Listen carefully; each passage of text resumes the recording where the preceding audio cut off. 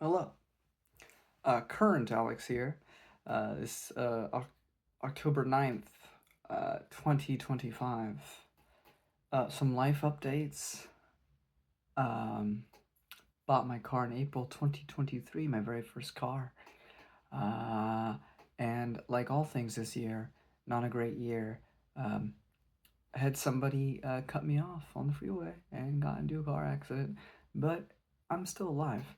So, I mean, could have been a lot worse. So, and my car is relatively okay. So, could have been a lot worse. And nobody's injured or hurt or yada yada yada. So, all things considered, very, very lucky.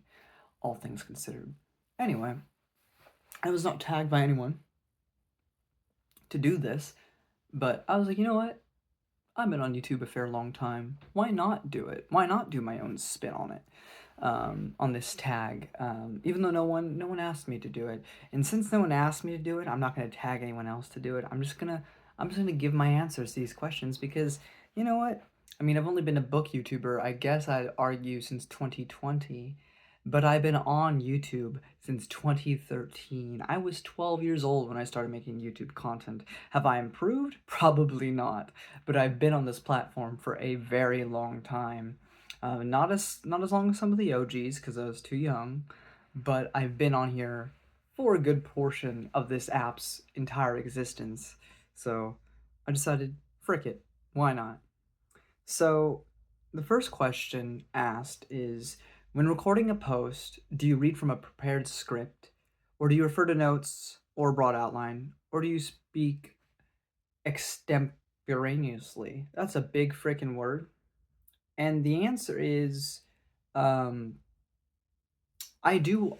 I write bullet points. I'll write little notes here and there. Or lately, especially this year, or at least the videos that you're seeing. Of course, I'm still in 2025. You're in 2025 because this is a current video. But a lot of the videos you'll see in 2026 are videos that I uploaded this year. You're just not seeing them until next year.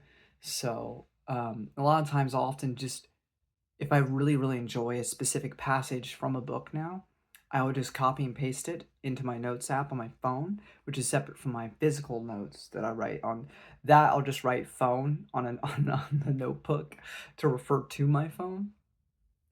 But I like just reading out certain passages to you guys because I feel like better than me trying to explain the prose or what I found so elegant, it's better to just read it out to you and maybe you'll understand me. Um, but oftentimes, like especially with my Star Wars Expanded Universe reviews, I have mostly bullet points of the events and plots of whatever happened in the story, or something that I figure may or may not be important later on in the story, which sometimes is kind of pointless. I'll go back and I'll do a video. You'll see the beginning of it, right? I'll mention something that ended up not mattering at all. So I was like, why did I write that? But I wrote it down just because I thought it might be important for down the road. Um, and then stuff that I find interesting. So it's mostly off the top of my head. Like this video right here, I didn't plan this out. Like I'm not planning out what I'm saying. I'm mostly spitballing it, and that's most of what I do. I have bullet points that kind of put me on a trajectory of a certain thought, but by and large, and it's not due to any particular style. I am just a lazy bastard. I press record, I start, I go. I only really make cuts and edits if somebody comes in and interrupts me. But even if I slur my words, is whatever, because that's how it would be if you actually talk to me in person. So I try to keep that. I've always tried to maintain the sort of dynamic of I'm your buddy. We work together. We were at school together. Whatever you want to make that dynamic be. And I'm meeting up with you and I'm talking about something I love. This particular book, or this particular show, or this particular video game. Though typically it's books. And I'm here to discuss it with you, and that's by and large what I do. So it's mostly just me freestyling everything I say. And sometimes it comes out to a really good video, and sometimes it's just absolute dog poopy, and I recognize that. But that's typically what I do. I don't heavily script my videos. I just kind of have bullet points, and then I dilly dally from there. Um, the second question is, do you edit posts before you post, deleting hems and haws, misspeaks and mispronunciations, and other common public speaking foibles? Do you remove things you didn't mean to say, or off-topic thoughts or comments you think might be misunderstood? No, no. Again, the only editing I do is if I'm interrupted, primarily. And then of course I have that intro video that I do for my book reviews, which I didn't even make, by the way. That was somebody else who made it for me. All I do editing wise is put that before me rambling. And again, that's not due to a particular style. It is just honest and blatantly, I am lazy, and that is just how it is. Like for instance, a message popped up and blocked my screen. So now you're getting an edit, which I wouldn't have normally done. Anyway, I don't edit unless an interruption takes place. So I don't edit hms and haws and other such stuff because that's how a conversation would go when I'm talking to you. You know, that's more authentic to me. It's just me talking to you. You know, if I was making money off of this, maybe I would try a little harder, but this is purely a hobby.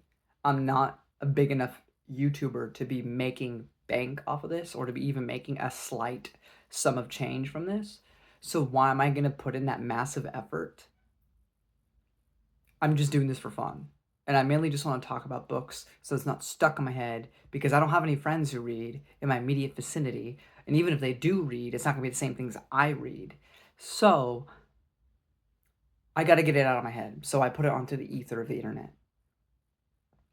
3, have you ever edited a post after posting? Have you ever deleted an entire post? I have been making videos since I was 13. There was a time when I was a bit more political. I made like 2 videos that I really don't like and disagree with now. So I've deleted them. Outside of that, there's a lot of stuff I disagree with. There's a lot of stuff that I've done that I think is cringe or awful, but I also see it as kind of an archive of my life and where I was and where I am now and how I've improved and how I've grown and how I've changed. So unless it's especially egregious, like a few I've seen, I tend to just keep it up because I think it's kind of funny to see some embarrassing stuff of me from way back when, so I let it be. 4, are there certain topics you avoid, things you regard as too personal or too controversial? I mean, typically I'm not going to give you my life story. I've already, in the past videos, I've mentioned stuff here or there that is personal. If it involves other people, out of respect for them, I'll be very vague about it because this is a public platform and people don't need to know our business. So I'll be vague if I'm trying to relate it to something in a story that I'm reading or something to say I relate. But typically, I'm a pretty open book. Speaking of books that I review, I don't try to really hold things back. Politics, I tend to not discuss because I see it mostly irrelevant to the books that I discuss. If I felt modern day politics or modern day events were super duper relevant to a particular plot story in a book, perhaps. But typically, I just don't see the need for it. In the same similar sense with other topical things like religion, we're not going to be talking about zombies fighting werewolves, fighting a gigantic mega Godzilla in a book, in a scene, and all of a sudden I go, oh, by the way, do you know your Lord and Savior, Jesus Christ? It's not going to happen.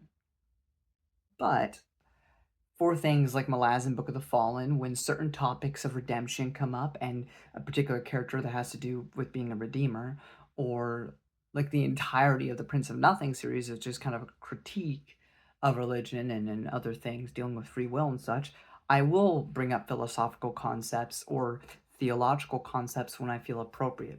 Because YouTube is about broadcasting yourself. At least it used to be. Now it's kind of this corporate thing where people that actually broadcast themselves are usually the small minority of channels, and everything has to be a brand or a thing, or, you know, there's nothing wrong with that inherently, but the authenticness that I try to bring to the table, you know, like back like the early days of YouTube where I just sit in front of a camera and talk, is kind of been lost to a large extent with a lot of creators. But I will not hold back myself. But I'm also not going to shove my beliefs down people's throats, as I would hope they wouldn't with me. But when it is relevant to discussion of a particular book, then yes, I will bring up my particular set of beliefs because I know that the vast majority of reviews for that book won't have my perspective, won't have my take. So why not? I mean, the entire point of books, of literature, is really to get us to think, you know? So I think it's important when I know most reviews of a particular book aren't going to have a certain um, perspective. When I have that perspective, why not share it? But that's about the extent of that. Like, again, if a book does not really have those themes present, I'm not going to bring it up in my review. So that's typically how I go with that. 5. Do your posts include graphics, special lighting, music, fast cuts, or other design enhancements? No, because I'm a lazy bastard. Outside of that intro, which by the way I didn't make, it was made by my friend Brennan. I don't. I just don't. I'm a lazy bastard. Do you have a target number of posts each week? I aim for 2 videos a week, typically. My Thursday and Sunday slots, because those are my days off of work where I can dedicate to uploading and responding to any possible messages I may get, which is not often because I'm not popular enough.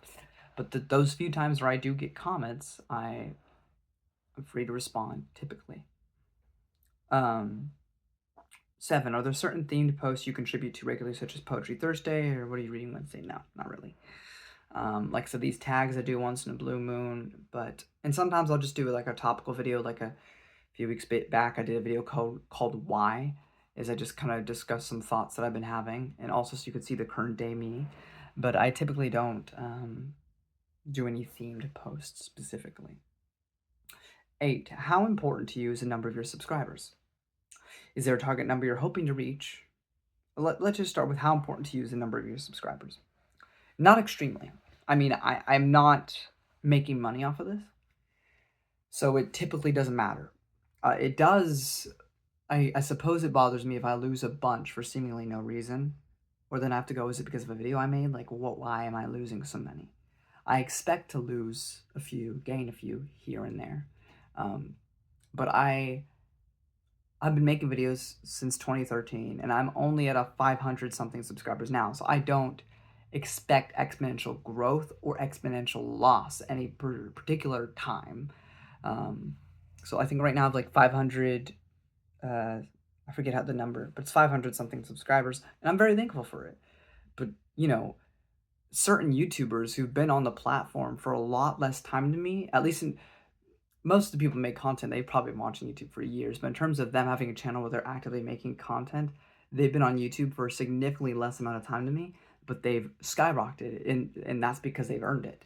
They really put the time, they put the effort. Even when they were making nothing, they put in the effort to make really good content, and I'm just a lazy bastard. But that being said, it has been very slow growth. Like I said, I've been making content since 2013. I was 12 years old. I will be 25 in 2026. So a long time on this platform, and I've only reached 500 in like the last 2 years. Yeah, I'm not expecting much change there. So if I lose a bunch, yeah, I get a little dismayed. But losing some here or there typically doesn't bother me. Is there a target number you're hoping to reach? No. I just hope for gradual growth. I hope more people to see me discuss things, mainly so that I don't have to talk about things alone. Even if it's negative comments, I just want people to be able to discuss books with me, because I don't typically have that in real life. But it's also nice that the Booktube community, there's a lot of spaces, like I'm on a bunch of Discord channels now, and so there's places where I can talk, and I'm oftentimes busy anyway, so I don't have time to talk about any particular book. But I'm also, because of the Booktube sphere, I'm often behind on all of the big things that people are actively discussing, so it's like I'm not really available for a lot of the big discussions that are being had. So, but there's no particular number, but I just hope for gradual growth. I think 1,000 would be pretty sweet one day, but I'm not like holding my breath that it will happen. No, I'm not dropping out. The next question is basically, if you don't hit your target, would you consider dropping out of BookTube? No. As I said, this is purely a hobby. I'm not doing this to get famous. I'm doing this for the love of the game. No, I'm just doing it so I can get my crazy thoughts out of my head. So I'll never leave YouTube because of not reaching enough subscribers. I'm doing this primarily for me. And maybe along the way, somebody can relate or be entertained, and that's cool too. Are your posts designed to attract new subscribers? Not really. Not really. And I already answered the distress if you lose subscribers question. And number 9, do you always respond when tagged? Well, it's only happened once, so yes. Typically, I'm small enough where I can afford to respond to any tag I'm given because I'm not tagged. But I would imagine if I got bigger, no, I would not be able to do so. But as of right now, yeah, I mean, it's happened only once so far, so yeah. 10, do you respond to viewers' comments? Always, always. Are your responses lengthy or only a thumbs up or down? Typically, I try to heart a comment if I don't know how to respond to it. It's just like, great video. I'm like, thank you. And then I'll heart it. I don't really have anything. It's circumstantial. It really depends on the comment in question and whether or not it needs a lengthy response or not. If somebody gives me a lengthy message, I'm not going to like force myself to write a long message, but I will try to respond in kind. If I just don't have that much to add, I'm like, that's brilliant. Thanks for sharing your thoughts. I'll write that. I don't particularly have a length I have to do. It's all very circumstantial. So, 11. Have you ever blocked anyone from viewing or commenting on your posts? Only once, and that's because they were harassing me like crazy. Outside of that, no, I don't really, you can tell me that I'm a terrible, awful, no good person, I deserve to die. I'll keep all that up. I don't really care. It doesn't hurt my feelings. Whatever. I'll never meet you, most likely. So, what do I care? In fact, it only gives me more engagement on the algorithm. So, thank you. So typically, no. If somebody was threatening death upon someone else, repeatedly spamming insults to somebody else, like a viewer, like it's one thing to do it to me. Whatever, help me thrive by being in my comment section. But doing it to someone else, not happening in my comment section. Not that I get that many comments anyway, but if I see it, it's going away. It's typically the extent of it. Of course, racist, homophobic, transphobic, any-phobic sort of things. And by that, I mean, it can't be interpreted as such, right? If it's up to interpretation and somebody takes something you said the wrong way and you didn't necessarily mean it that way, I'm not going to delete your comment. It'd have to be something explicitly like there's no debate. Like you have said something really bad. You're going away, right? But other than that, typically, I'm not gonna delete your comment. In fact, the more hate, the better, because it just only fuels the algorithm.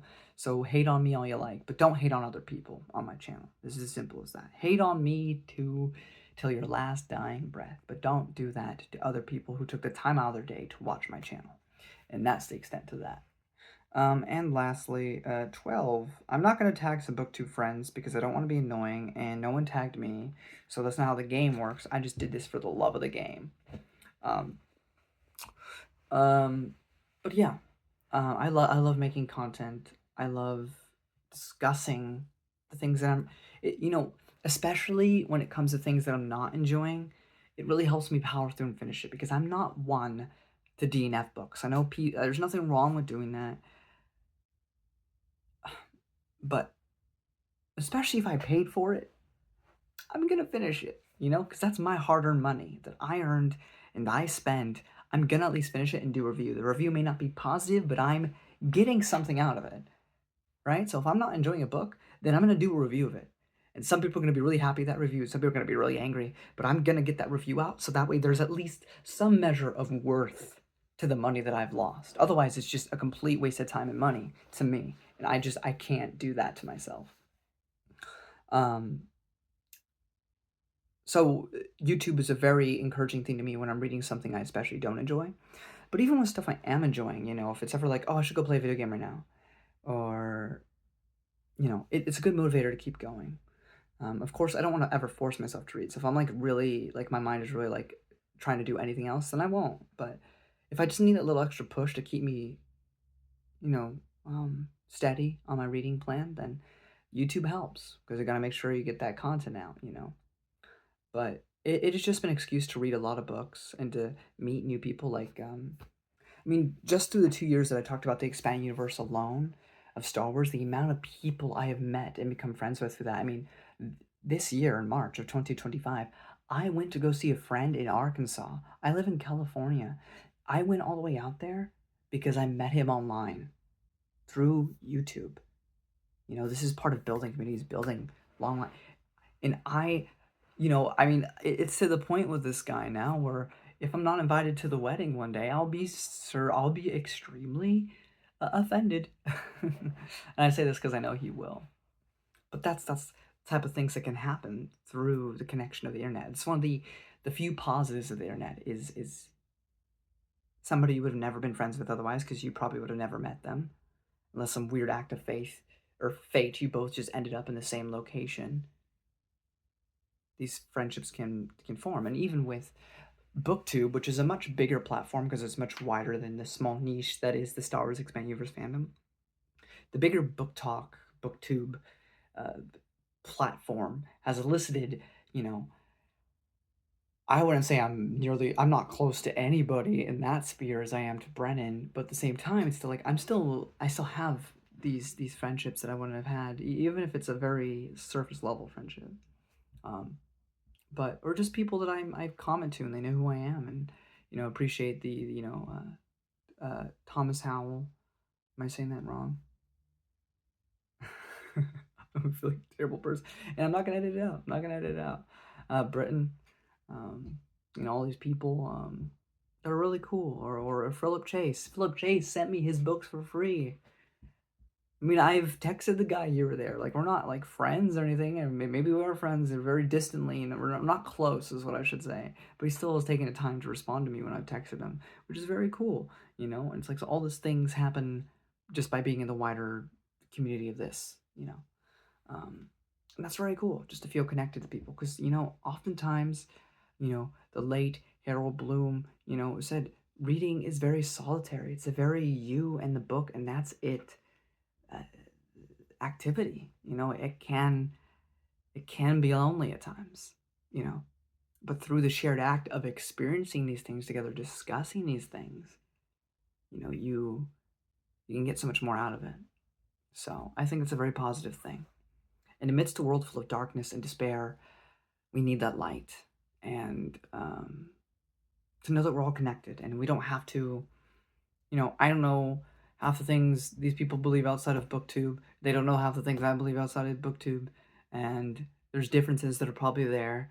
And there's commonalities that are also there because we're all connected and we may have our differences, but we're also quite the same. And I think YouTube communities like this can really help thrive that sort of camaraderie and realizing that we're all one and the same at the end of the day. But yeah, I enjoy being on here. I don't, unless it's an act of God, I die early. I don't plan on stopping making videos anytime soon. Life may get difficult, may make recording hard, but I will never just flat out quit. So if you're sick of this mug, sorry, I'm sticking around. But books are a passion of mine. They have been since the pandemic. I also have other passions. I like video games. I like movies. I like acting, whether or not that actually goes anywhere. So I do have things outside of this. But it's a nice place to go amidst all other troubles, to just immerse myself in a book for a bit and to talk about it so it's not stuck in my head. And even if it only benefits me, well, it's something. Not to be too philosophical and depressing, but oftentimes it's also like, I don't know if it makes sense, but it's almost like a tangible proof that you existed by making the content, right? I don't know if I'm making sense. But when you don't necessarily feel permanent or lasting, like you're just kind of like fading through, drifting through the courses of life, there are these moments when you're filming these stupid videos that no one's watching, and there's just kind of this catharsis that you do exist, and here's some proof of that. And it also has inspired me to write a bit through all this. I've written little excerpts here or there. I'll give you one of them. I won't go through all of them. I have a few now that I've written on breaks. So they're not particularly perfect by any means.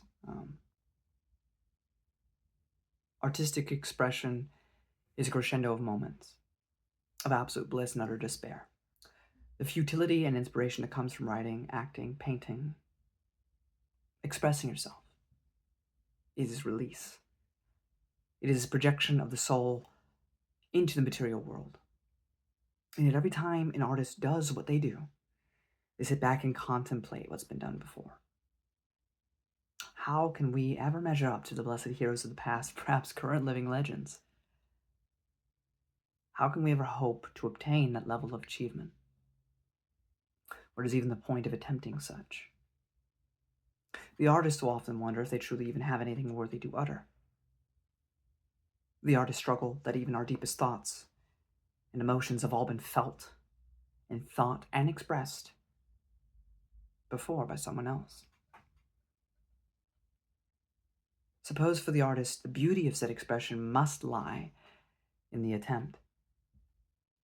And in those moments of attempting to express, the yearning to express yourself, and add to the compendium of the human condition, in those blessed, covered moments of passion and inspiration, a little bit of heaven comes down to earth.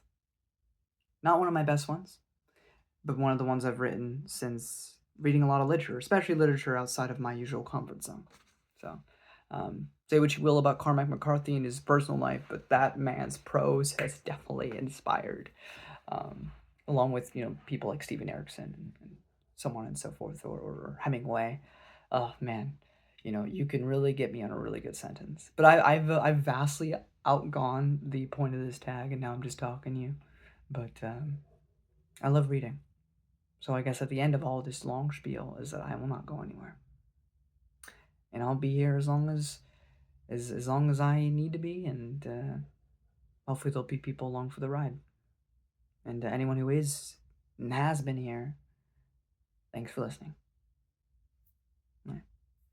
Till next time, as is one of my other favorite franchises with Star Trek. Live long and prosper. And with that nerdy outro, I bid you adieu. Bye-bye.